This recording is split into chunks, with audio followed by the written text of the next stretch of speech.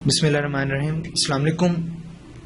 Welcome to talimdos.com। आज का जो हमारा चैप्टर है वो है chapter number 5, book first year,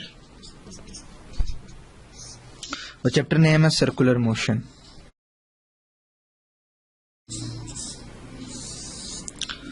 सबसे पहले वो यहाँ पे सर्कुलर मोशन को डिफाइन करता है कि सर्कुलर मोशन क्या है। कहता है when a body covers equal distance from a fix point. अगर एक आपके पास फिक्स पॉइंट है और उससे आप डिस्टेंस कवर कर रहे हो किसी भी पॉइंट के साथ, और वो इक्वल डिस्टेंस है आपके पास, तो ये जो आपके पास इस तरह की मूवमेंट होगी ये आपके पास सर्कुलर मोशन में आएगी।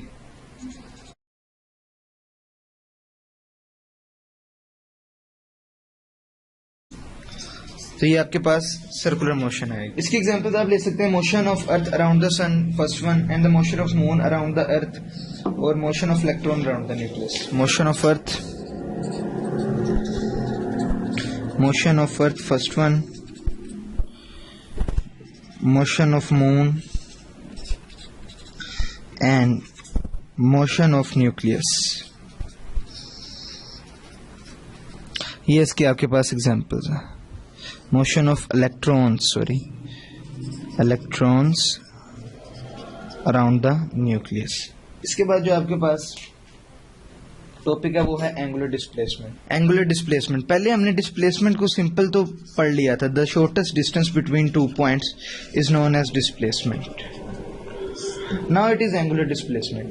The angle through which a particle moves in an interval of time while moving along a circle is called angular displacement. This would called angular displacement. इसको आप angular displacement कहेंगे. It means that इसके बीच में आपका angle concern कर जाएगा। वही definition है आपकी जैसे आपकी सिंपल डिस्प्लेसमेंट की थी। इसके बाद आपकी जो फर्क आया वो है angular. It means that in this angle is employed. इसके बीच में आपका एंगल भी साथ रिलेट कर देगा। तो यहाँ पे जो अगर इसने सिंपल डिफाइन जिस तरह किया, the angle through which a particle, वो एंगल जिस पे एक पार्टिकल मूव करता है in an interval of time T while moving along a circle, एक सर्कल में मूव करते हुए, is called as angular displacement. इसको आप एंगुलर डिस्प्लेसमेंट का नाम देंगे। Okay. Angle theta defines as angular displacement of during the time. The angular displacement is assigned a positive sign when the sense of rotation OP is counterclockwise. It means that if a particle is moving in the circle, so if it is moving in anti-clockwise direction, so this would assign positive sign. And same as it is if it is moved in the clockwise direction, it would be signed with negative sign. Okay, for small value of theta delta, it means that हम इसको जो angular displacement को represent कर रहे हैं, angular displacement को represent करने का जो आपका हमारे पास यहाँ पे साइन है वो है theta। ये इसको आप कह रहे हैं if the angular displacement delta t, if for very small values of delta the angular displacement is a vector quantity, it means that it would become vector quantity for the small values. This is an important point. If the displacement is very short version, for the small values of delta the angular displacement is a vector quantity, it would be assigned as vector quantity. The direction associated with delta is along the x-axis equation and is given by the right hand rule. So इसकी अगर आप direction find करना चाहते हैं, so you have to know about the right hand rule. Right hand rule क्या है? You just have to grasp the axis of rotation in right hand. आप उसको जो भी axis of rotation है उसको अपने right hand में आप grasp कर लेंगे, with fingers कर लेंगे in the direction of the rotation, और जो आपकी direction of rotation में आप उसकी fingers को अपने curl कर लेंगे, और जो represent कर रहा होगा आपका thumb, erect thumb जो आपको वो represent कर रहा होगा वो आपकी direction of angular displacement होगी। So right hand rule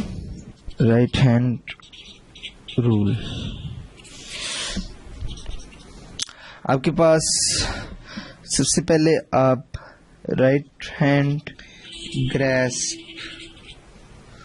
grasp करेंगे उसको, आपके एक्सिस ऑफ रोटेशन को। The next thing is you have to curl your fingers in direction of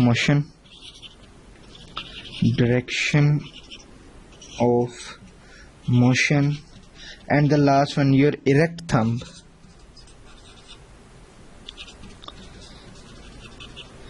indicate direction.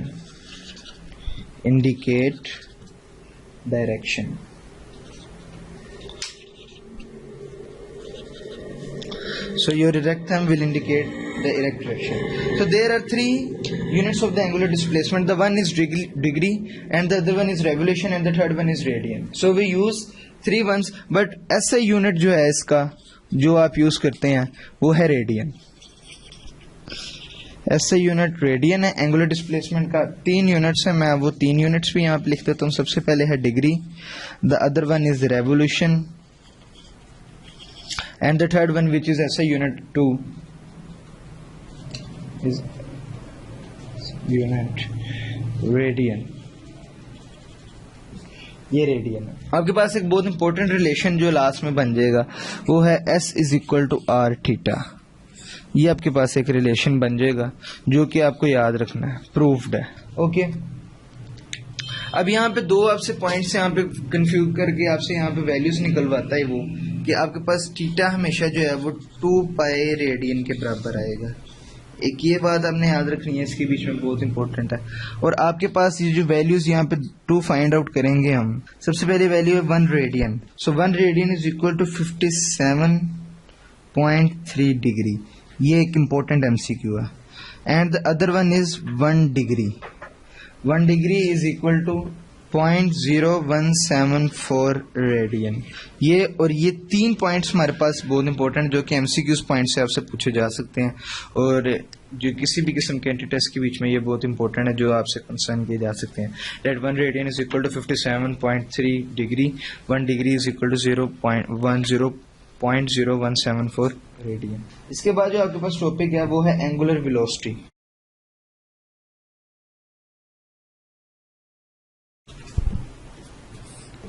Velocity simple हमने कंसर्न की थी कि अगर आपका जो डिस्प्लेसमेंट है अगर उसको टाइम से डिवाइड कर दिया जाए जो आपके पास रिलेशन आएगा वो आपके पास वेलोसिटी होगा.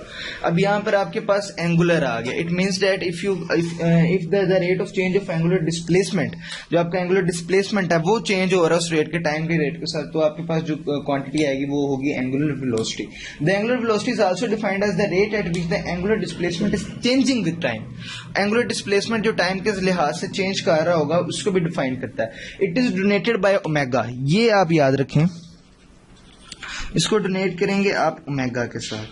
This is the sign use for angular velocity.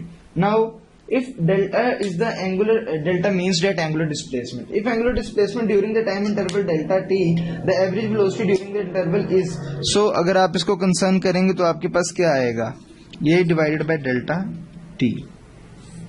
Okay. So this is your angular velocity. It is a vector quantity. Remember this point. ये आपके पास एक vector quantity है. And its direction is along the axis of rotation and given by the right hand rule.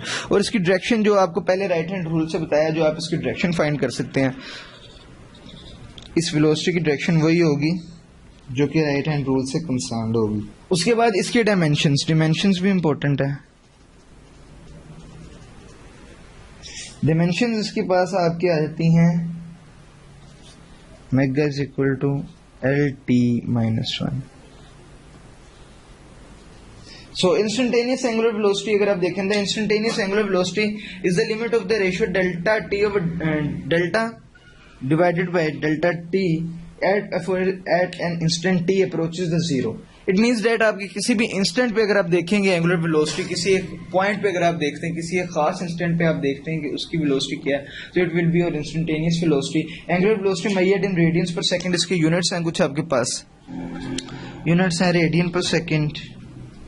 And the other one is SI unit. Sometimes it is also measured in the revolutions per minute. ये भी एक unit है, revolutions per minute. Revolutions per minute. So the two units used for angular velocity, one is radians per second and the other one is revolution per minute. So the next topic is angular acceleration. Angular acceleration क्या है? The rate of change of angular velocity is called angular acceleration. जो आपकी जिस rate से आपकी angular velocity change हो रही होगी, तो आपके पास वो जो एक quantity आपके पास जो आपके पास नया phrase आ रहा है वो आपके पास angular acceleration है. So topic is angular acceleration.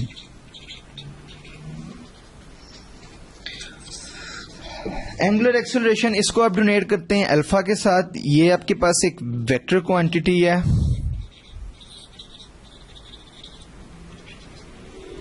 इसकी डायरेक्शन वही होंगी जो कि आप उससे निकालेंगे राइट हैंड रूल से। Direction is concerned by the right hand rule and the other things are, इसके अलावा आपके पास ओमेगा इनिशियल और ओमेगा फाइनल की वैल्यूज आपके पास instantaneous angular velocity of rotating body at time T and Q. Means that आपके पास सिंपल कंसर्निंग के साथ जो आपके पास वैल्यूज आ रही हैं, आपके पास ये वेक्टर क्वांटिटी है, इसकी डायरेक्शन आपके पास राइट हैंड रूल से कंसर्न्ड है और आपके पास इसका जो साइन है वो अल्फा आपके पास रिप्रेजेंटेड हो चुका है। उसके बाद इसका एसआई यूनिट जो आप एसआई यूनिट इसके लिए इस्तेमाल होता है, वो एसआई यूनिट इसके लिए जो है वो है रेडियन पर second square. This is the SI unit used for angular acceleration. So instantaneous angular acceleration क्या होगा? Instantaneous angular acceleration is the limit of the ratio delta omega by delta T. ये आपके पास एंगुलर एक्सेलरेशन होगा। So this would be your angular acceleration. ये आपके पास angular acceleration की इस तरह आपके पास आएगी एट एन इंस्टेंट टी, जब उस टाइम पे जब आपके पास ये इंपॉर्टेंट बात है इंस्टेंटेनियस में, आपको ये बात याद रखनी है, when delta T approaches to zero, जब आपके पास टाइम जो है वो जीरो को अप्रोच कर रहा हो, nearly equal to zero, not zero, nearly equal to zero at a basic point, उस इंस्टेंट पे आपका जो है आपके पास वैल्यूज जो है उसके पास टाइम जो है उस पे आपकी जो टाइम की वैल्यू है वो नियरली इक्वल टू जीरो हो। उसके बाद sure that v is equal to R omega, ये आपके पास एक रिलेशन है जो आपको प्रूफ करना है। यहाँ पे प्रूफ करना मकसद नहीं है, आपको सिंपल इस तरह बताना मकसूद है कि पहले आपने x is equal to R theta, आपके पास एक ये रिलेशन आपको याद रखना है और इसी से आपके पास ड्राइव्ड है v is equal to R omega. हमें एंट्री टेस्ट के लिहाज से कंसर्न रहना है, तो लिहाजा इसके बीच में इसको प्रूफ करना हमारे लिए ऐसा इंपॉर्टेंट नहीं है। रिमेंबर दिस, यहाँ पे जो भी आपके पास वैल्यूज हैं ये सारी आपके पास वेक्टर क्वांटिटी यहाँ पे कंसर्न हो रही हैं।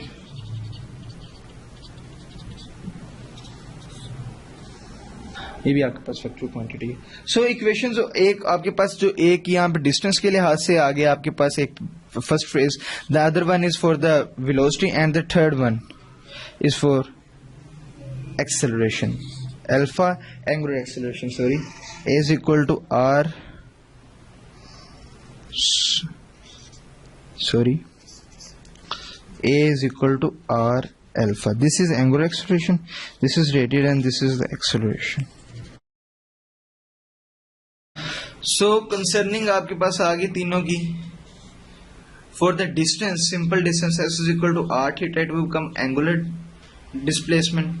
Otherwise v is equal to r omega, it is angular velocity, and the next one is a is equal to r alpha, this is angular acceleration.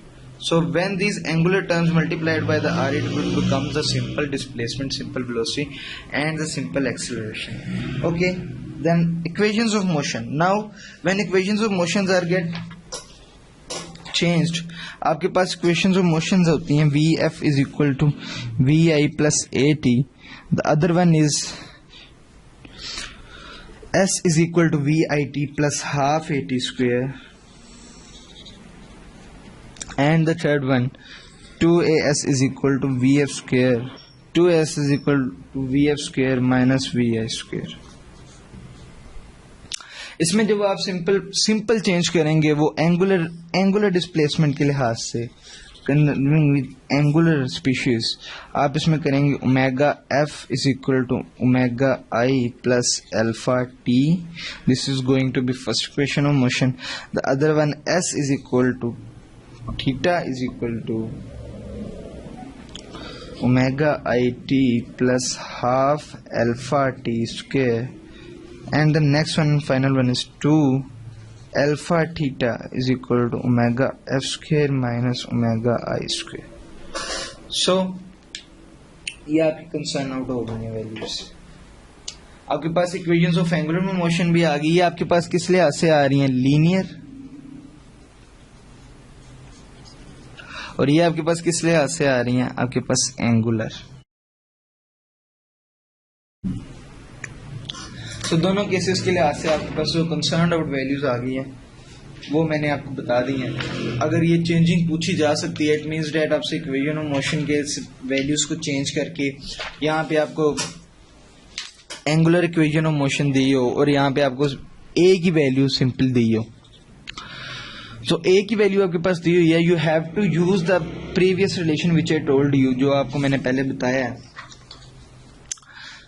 Which is equal to A is equal to R alpha. यहां से आपको अगर radius की value given होगी, फिर आप यहां से वैल्यू कैलकुलेट करेंगे अल्फा की, वो आप A is equal to R alpha, वो अल्फा की वैल्यू आप फिर इस इक्वेशन के बीच में V F is equal to, जो आपके पास यहाँ पे लीनियर है, लेकिन अगर वहां पे पूछी होगी आपसे एंगुलर के लिहाज से, सो उसमें आप सिंपली फिर यहाँ पे उसकी वैल्यू पुट करके, इस तरह के एमसीक्यूज फ्रेज आपसे पूछे जा सकते हैं कि आपको वैल्यू एक्सेलरेशन की वैल्यू है वो आपके पास गिवन हो लीनियर, लेकिन आपको वहाँ पे कंसर्न जो आपको इक्वेशन हो मोशन में जिससे आपको वैल्यू निकालनी हो कोई भी, वहाँ पे आपके पास जो वैल्यू आ रही हो वो आपको एंगुलर में चाहिए हो, तो आप सिंपल वो लास्ट फ्रेजेस जो मैंने आपको बताए हैं उसको यूज करके आप इनकी वैल्यूज को कैलकुलेट कर सकते हैं। So the next topic for R is centripetal force, वो है सेंट्रीपिटल फोर्स, बड़ा बेसिक सा टॉपिक है centripetal force. The force needed to bend the normally straight path allow the particle into a circular path is called centripetal force। इसको आप simply define करेंगे इस तरह कि अगर आपकी कोई बॉडी है वो सर्कल में रोटेट करना चाहती है और वो सर्कल में रोटेट करने के लिए उसकी जो फोर्स चाहिए है वो सिंपली आपके पास सेंट्रीपिटल फोर्स है, जो कि आपको फोर्स रिक्वायर है to move in a circle, the force which is needed required to move in a circle और to adopt the circular path is simply called centripetal force. आपको इसको represent जो किया जाता है वो एफ सी से रिप्रेजेंट करते हैं, सिंपली जो इसको रिप्रेजेंट करने का तरीका है। इसका जो लीनियर के लिहाज से यहाँ पे हमारे पास फार्मूला गिवन है हमारी टेक्स्ट बुक में, F C is equal to M V square over R, वो इसका एक आपके पास सेंट्रीपिटल फोर्स का जो फार्मूला गिवन है। इसमें यहाँ पे टॉपिक है, लॉन्ग टॉपिक है, एक्सप्लेन करना है इसको और इम्पोर्टेंट भी है बोर्ड पॉइंट ऑफ व्यू से, लेकिन यहाँ पे हमें कंसर्न रहना सिर्फ अपनी उस फील्ड के साथ जिसमें हमसे पूछा जाएगा कि इस तरह इसको किस तरह एमसीक्यूज पॉइंट ऑफ व्यू से हम किस तरह ले सकते हैं। सो अगर ये हम देखें, हम सेकंड लॉ ऑफ मोशन के लिहाज से F is equal to M A, we going to put the value F is equal to M, we going to value A की वैल्यू अगर हम पुट करें एंगुलर एक्सेलरेशन की, सो A की value यहाँ पे जो गिवन है वो है v square over R. So आप v square over R put करें तो ये आपके पास ये रिलेशन बन जाता है। So if in angular acceleration, if the angular is concerned, so you're going to put the value v is equal to r omega, so now it becomes m is equal to r omega whole square divided by r, so it would become m r square omega square over r, the r will be cut it down, so m r omega square, so this is your in angular, in this would be your angular centripetal force। अगर आप उसे angular में आपकी velocity जो है आपके पास angular के साथ कंसर्न कर रही हो तो आपके पास जो वैल्यू आएगी वो है एम आर ओमेगा स्क्वायर। इस तरह आपके साथ कंसर्न किया जा सकता है। सेंट्रीपिटल फोर्स आपसे लीनियर में पूछी जा सकती है, उसको कंसर्न करके आपके पास चेंजिंग आ सकती है, उसके साथ एंगुलर में इन दोनों के आपस में फ्रेजेस को चेंज किया जा सकता है कि एम वी स्क्वायर आपका एक्सेलरेशन के बारे में पूछा जा सकता है, ए इज इक्वल टू ए किसके बराबर है, तो सिंपली आपको उसकी वैल्यू पुट करनी होगी। तो इस तरह इस चीज़ों को इस टॉपिक में से आपसे जो क्वेश्चनिंग की जा सकती है वो इस तरह पॉसिबल है। उसके बाद जो आपके पास एक इम्पोर्टेंट टॉपिक है इस चैप्टर का वो है moment of inertia. The important topic is moment of inertia.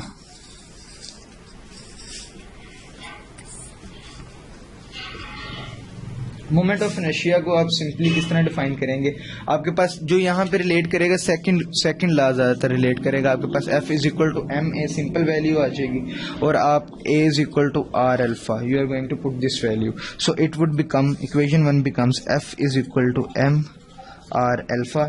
If you going to multiply R on both sides, so this would become R F is equal to m r square alpha. So this is the relation for torque is equal to R F. This would be equal to torque. So torque is equal to m r square alpha. Rotational analogue of Newton second law of motion. So इसको जो नाम दिया गया जो कि important आपसे पूछा जा सकता है कि रोटेशनल एनालॉग जो है के पास रोटेशनल एनालॉग की जो वैल्यू है F is equal to M A, जो आपके पास न्यूटन सेकंड लॉ है उसकी आप रोटेशनल एनालॉग की वैल्यू बताएंगे। रोटेशनल एनालॉग अगर आप इससे कंसर्न करें तो उसकी वैल्यू आपके पास क्या होगी? सो आपको सिंपल ये वाला फ्रेज लिखना है, torque is equal to M R square alpha. इसी फ्रेज से यहां से चीजें पूछी जाएंगी। Here F is replace by the torque, जो आपके पास एफ है वो टॉर्क से यहाँ पे आपको टॉर्क के साथ रिप्लेस किया गया। आपके पास जो ए है वो आपका रिप्लेस किया गया अल्फा के साथ, और जो आपका मैस है वो आपका यहाँ पे रिप्लेस किया गया एम आर स्क्वायर। और एक्चुअली ये जो एम आर स्क्वायर है this is moment of inertia. So ये क्वेश्चन आपसे वहां पे पूछा जा सकता है कि आप रोटेशनल एनालॉग के बीच में आपका जो मैस है वो किससे रिप्लेस किया गया। तो आपका मैस जो रिप्लेस किया गया वो मोमेंट ऑफ इनर्शिया के साथ आपकी उसकी रिप्लेसिंग हुई है। सो मोमेंट ऑफ इनर्शिया को जो रिप्रेजेंट आप करते हैं जिस फ्रेज के साथ वो है आई के साथ आप मोमेंट ऑफ इनर्शिया को रिप्रेजेंट करते हैं। So I is equal to M R square is equal to I moment of inertia. यहाँ पे नीचे इसके बाद जो नेक्स्ट टॉपिक डिफाइंड है वो है moment of inertia for a rigid body. You know what is rigid body? Rigid body लिहाज से the body which has the definite volume, जो आपका वॉल्यूम अगर आप उसे साइड से आपकी कोई भी उस पर प्रेशर या फोर्सेस अप्लाई हो रही हो तो उसके मॉलिक्यूल्स बेंट आउट ना हो, वो आपके पास एक रिजिड बॉडी कंसर्न होती है इन फिजिक्स। इस रिलेशन को टॉर्क को हम इस तरह भी सिंपली लिख सकते हैं M R square alpha and mr square we know that is equal to I, so it would become I alpha। यहाँ पे इम्पोर्टेंट कुछ मोमेंट ऑफ इनर्शिया की वैल्यूज दी गई हैं जो कि बहुत इंपॉर्टेंट है, जो बहुत ज़्यादा इंपॉर्टेंट आपसे एमसीक्यूज पॉइंट से बहुत कंसर्न रहती हैं। सबसे पहले वैल्यू थिन रोड की दी गई है। आपके पास जो थिन रोड है उसकी वैल्यू क्या होगी? थिन रोड की जो आपके पास ये साइड लाइन में आपकी बुक में गिवन है 1/12 ml²। Moment of inertia value for thin road. Next जो आपके पास है थिन रिंग और हुप, होलो हुप भी आप कह सकते हो उसे। जो आपके पास हुप है इसका जो आपके पास मोमेंट ऑफ इनर्शिया गिवन है वो simple I is equal to M R square है। ये क्वेश्चन अक्सर पूछा जाता है simple M R square is equal to moment of inertia किसके बराबर है। आप इसी कंसर्न में रहते हैं कि मोमेंट ऑफ इनर्शिया की वैल्यू आई के बराबर है, लेकिन एक्चुअली वो हुप की वैल्यू रहा होता है कि हुप का moment of inertia I is equal to M R square है। इसके बाद आपके पास सॉलिड सिलेंडर के जो आपके है वो है आपके पास I is equal to half M R square for solid cylinder. Solid cylinder की आपके पास जो वैल्यू है मोमेंट ऑफ इनर्शिया की है वो है I is equal to half M R square. So moment of inertia. इसके बाद अगर आपके पास लास्ट में जो एक इंपॉर्टेंट है वो है स्फीयर, नॉट होलो। स्फीयर का आपके पास मोमेंट ऑफ इनर्शिया वो जो यहाँ पे डिफाइंड है वो है 2/5 is equal to M R square. You have to remember out these 4। आपको ये 4 वैल्यूज याद करनी पड़ेंगी, इंपॉर्टेंट है एमसीक्यूज पॉइंट से, इसके बहुत चांसेस हैं आपसे वहाँ पे पूछे जाएं। रिमेंबरिंग पॉइंट भी आपसे एंट्री टेस्ट में पूछे जाते हैं। कंसेप्चुअल के साथ साथ अब कुछ पॉइंट्स ऐसे होते हैं जो कि आपसे पूछे जा सकते हैं आपके रिमेंबरिंग पॉइंट ऑफ व्यूज के साथ भी। उसके बाद आपके पास इंपॉर्टेंट टॉपिक है angular momentum. The topic is angular momentum.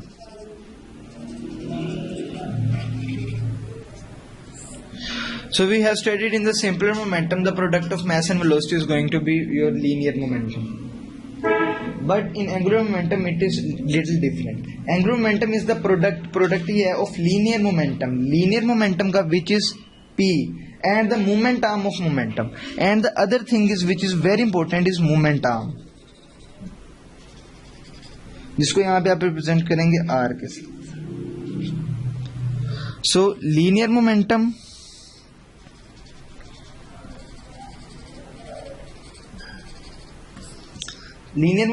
and the other one is angular momentum.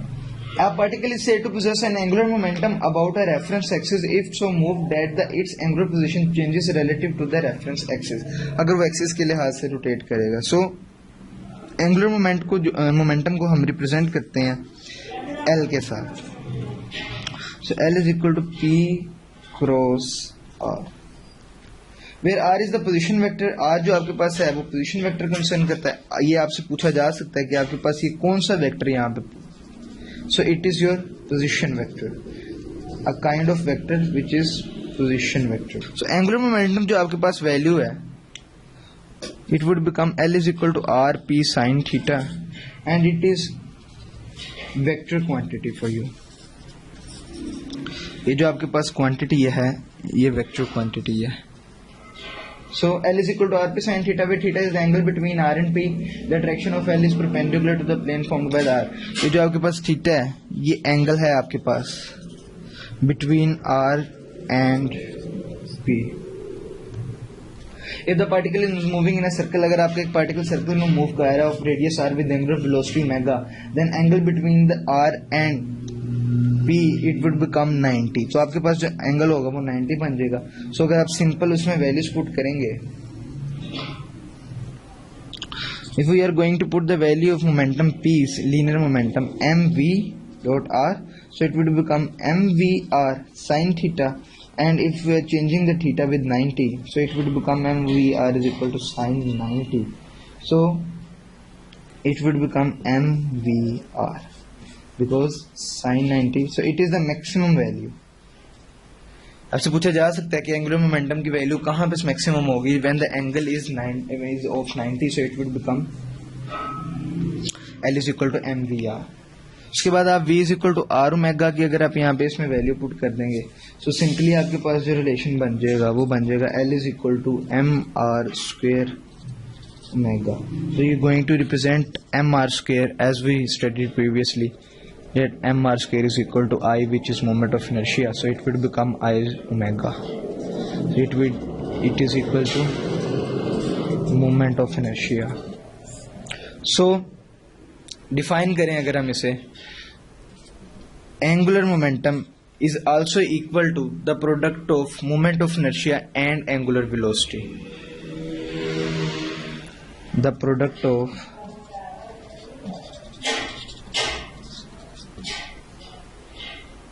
Moment of inertia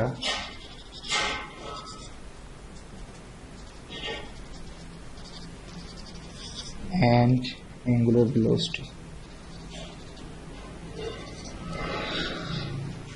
अगर आप सिंपल इसको लीनियर के साथ कंसर्न करें, the value of linear R equal to P is equal to M V, और मैं पहले जैसे आपको बता के आया हूं कि एंगुलर के बीच में जो आपका मैस रिलेट कर रहा है वो आपके साथ रिलेट करते हैं मोमेंट ऑफ इनर्शिया के साथ, जिसकी वैल्यू एम आर स्क्वायर है, और वी को अगर आप रिलेट कर दें ओमेगा के साथ, तो आप देखें एंगुलर मोमेंटम भी उसी के साथ कंसर्न कर रहा है। एंगुलर मोमेंटम में मैस की वैल्यू चेंज हो रही है एम आर स्क्वायर के साथ जो कि मोमेंट ऑफ इनर्शिया, और वी सिंपल की वैल्यू आपकी चेंज हो रही है एंगुलर वेलोसिटी के साथ। यहाँ पे आपके पास इसके यूनिट्स जो हैं kilogram metre square per second, kilogram metre square per second, and it is also equal to joule second, ये जॉल सेकेंड की भी बराबर होगा। सो इसके बाद जो इंपॉर्टेंट टॉपिक आपके पास है वो है law of conservation of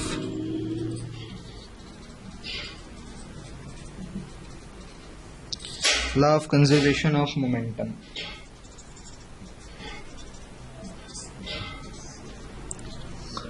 Your momentum in a body or in a system, in an isolated system will remains constant, वो constant रहेगा। So L total is equal to L1 plus L2 going to be constant, so I omega is equal to constant,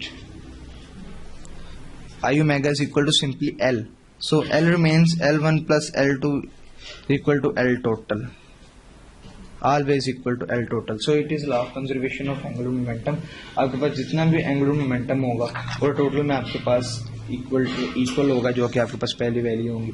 and we discuss it before, the angular momentum is a vector quantity with direction along axis of rotation. जो आपकी axis, इसकी direction आपके पास angular momentum की जो direction होगी वो आपकी axis of rotation की होगी। इट मीन्स दैट जिस एक्सिस के लिहाज से आपकी रोटेशन होगी उसी लिहाज से आपकी डायरेक्शन भी एंगुलर मोमेंटम की कंसर्न होगी। सो I1 omega 1 could be write as I2 omega 2 as angular momentum is remains same, law of conservation of angular momentum।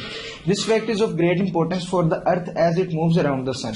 ये बहुत इंपॉर्टेंट है, जैसे कि आप अर्थ मूव करती है सन के गिर्द, no other sizable torque is experienced by the earth because the major force acting on it is the pull of the sun. The earth's axis of rotation therefore remains fixed in one direction with reference to the universe around us. उसमें क्या कहना चाह रहा है इस topic के बीच में, इस इतने से छोटे से टॉपिक में, the earth axis of rotation, earth का जो एक्सिस ऑफ रोटेशन है रिमेन्स फिक्स रहता है in one direction. So earth axis of rotation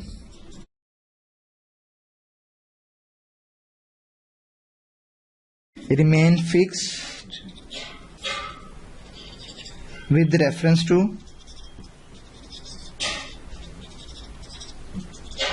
universe. So this is over with law of conservation of angular momentum. ये law of conservation of angular momentum के लिहाज से आपको खत्म होता है। आप इसका सिंपल कंसर्न जो आपको एक वैल्यू याद होनी चाहिए, जो आपको पता होना चाहिए इस फ्रेज के बारे में। So I1 ω1 would be equal to I2 ω2। Okay, thank you very much.